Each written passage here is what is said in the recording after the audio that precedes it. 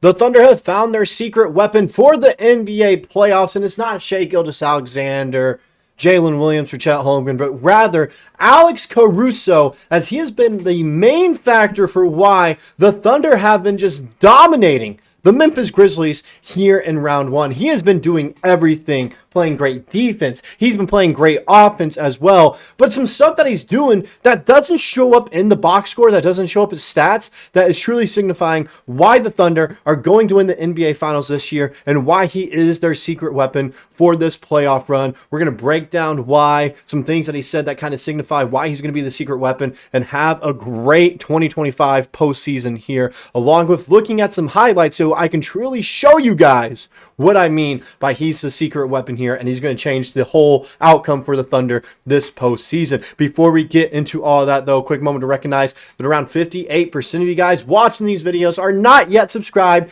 to the channel. Would like to get that number down to 50, make it 50-50, as much as possible. So go ahead, like this video, subscribe, hit that bell notification. It's the best way to defeat the YouTube algorithm and get this into more people's feeds. With that out of the way, let's go into talking about Alex Caruso and why he's the secret weapon for the Oklahoma City Thunder. Now, if you guys watch the games, all right, if you watch how he plays instead of looking at the box score, like, okay, he was averaging like 7 points a game this season, not doing a whole ton, you would be like, what do you mean he's a secret weapon? Is he averaging like 15 in the playoffs right now? He's not. But looking at what he's doing, diving for loose balls and all this good stuff, and what he said, what he means by, oh, I thrive in the playoffs when, this moment comes, it kind of shows, yeah, he's going to be the guy that turns the tide for the Oklahoma City Thunder, especially in close games when we put the bench unit in. Here's what he had to say after the win against the Memphis Grizzlies. I think this time of year just correlates with the way I play the game. I can't always play like this through the course of an 82-game season. I figured that out now 8 years in, and I can't dive on the floor every single night. This time of year, really competing, getting after it, I think really resonates with fans, especially here in Oklahoma City. If you're not playing like that this time of the year, you're probably going him. There's only 16 teams left and only one, or going home is what it meant to say. There's only 16 teams left and only one team can win the last game of the season. That's the kind of mindset you have to have this time of the year if you want to win. This is the ultimate competition of putting your best and putting your best effort out there and trying to win. That's what Alex Caruso said after the victory against the Memphis Grizzlies in Game 2.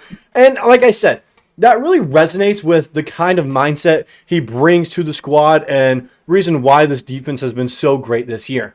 Diving for loose balls, playing really physical, playing really competitive, not taking your foot off the pedal whatsoever. That's what he does. That's what he thrives in these atmospheres and everything. When it comes playoff time, that's when he really showcases the kind of player he is. Everyone question, why did we give him an $81 million extension? Well, hopefully these highlights right here can kind of show you why. All right, let's start it off. Boom, playing some defense. Look at him stick on Desmond Bane the entire time, forcing them to feed it through Zach Edey. And then he switches over to Pippen. They're trying to play the game through Zach Edey, who makes a turnover right there. He dives for loose ball. Hartenstein now dives on the floor. They get it back. OKC ball. He's playing now on Santi Aldama. He's clearly trying to force it up for guys that aren't great playmakers that are going to turn the ball over. Look at him right there. Horrible pass. He's taking players out of the game, which leads to a bad shot for Memphis. Here he comes. Chet Holmgren. He turns over, but look at this hustle right here. Great defense to contest the shot. Ja misses it. Air ball. All right. He gets a rebound right there. Boom. Forces the travel. This is the kind of play that he really brings and showcases here. He gets the steal right here. Pass to Shai Gilgeous-Alexander leads to the easy transition three for Oklahoma City, which really propelled them further along that game. Those are just first half highlights right there as well. Man, looking at the second half, which we'll go into later here, just those right there kind of show you, hey, he wasn't getting a lot of stats that show up in the box score and everything. Diving for loose balls, playing great defense, like we saw with Zach Edey right there when he got switched onto Desmond Bane and then to Scottie Pippen Jr. They forced him to play the offense through Zach Edey, who is not a great passer. He's a great rebounder and great second chance bucket getter for a team like Memphis, which is what they need him to do. They don't need him to pass. They don't need him to dribble. They forced him to pass and dribble because Alex Caruso was, hounding Desmond Bane and Scottie Pippen Jr., which forced that turnover right there, which led to a bucket and offensive possession for Oklahoma City. He's reading the passing lanes right there, making them pass it to his guy, which then leads to a steal for him that we saw led to a Shai Gilgeous-Alexander transition three. It's not like he's done this in the entirety of playoffs. I mean, we can go ahead and look at the stats right here. The first two seasons with the Lakers, He wasn't a great three-point shooter in the playoffs. All right, he was taking almost 3 threes a game. It was, making just under one. Not the greatest percentage whatsoever for a guy that was supposed to be a 3-and-D player. That's when he really stepped it up, though. You look at Chicago, when he really started becoming that prime 3-and-D player, a guy on an all-defensive team, constantly being a great player. They only played in the first round, got 28 minutes. You look at this, though. Shot 39% from the field, but shot 39% from three. That's when he really turned into that 3-and-D player. Average a block and a steal per game in that playoff series. Now he's only playing 17 minutes a game. We've only played 2 games right here. He's not starting whatsoever. But look, 50% from the field, 50% from three. He's averaging 3.5 rebounds, 3.5 assists, half a block, and then 1.5 steals a game, not turning it over whatsoever. Averaging, tied his most average for the playoffs with that first season with the Lakers. He's really progressed. He's older now. He's 31. He's a veteran for the squad. You need a veteran like this who can play in the playoffs. He now has that, time with his time with Chicago in the first 2 years in LA to really develop and win that championship. Played all 21 games, got 24 minutes. Like I said, three-point shot wasn't quite there, but we know he has the three-point shot now. When you look at this, boom, he is a key contributor to the Oklahoma City Thunder for this playoff series, and they need him. Because his three-point shot, his defense, and the fact that he's going to die for these loose balls. We can go ahead and take a look at the other highlights now from the second half right here. Chet Holmgren passes it to him in transition. Look at him go, just flying through the lane. Easy bucket right there. Isaiah Hartenstein passes to Jalen Williams, who finds an open Caruso, spot up, catch and shoot, bang, knocks it down. He did that multiple times that night as well. Look at this. Great defense, get around the screen on Zach Edey, playing good defense on Scottie Pippen Jr. All right. Trapping right there, boom, forces a turnover, jump ball situation. He gets it. All right, what's next? Well, you're going to see it right here. He's playing great defense, John Morant. Jump ball, one, but boom, forces a turnover. Cason Wallace gets it. They're going to go all the way down, which led to an easy bucket for the Thunder.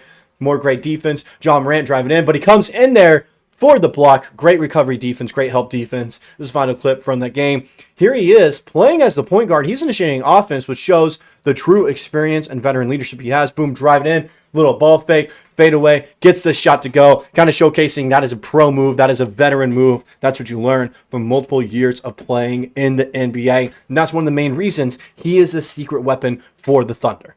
No one, I think even like the fan base, we can agree, we weren't expecting him to have this much of an impact in the playoffs.